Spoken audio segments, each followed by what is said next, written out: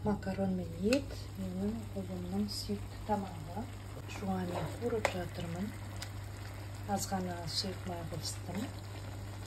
Қуырып жатырмын деймін. Мына қара өзі кепкен ет болса да сөлі шығып жатыр. Жуанның, помидордан сөлі шығып жатыр. Қазір осыған су құя саламыз. Ет пісу керек. Сосын ет жұмсардау деген кезде үстіне макарон салып жіберем.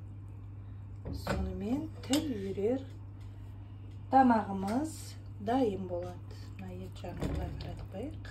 Помидор және не қостым еще? Томатную пасту. Болды, 1 сағат пісе тұрсын. Мінекей 1 сағатта өтті. Макарон салып.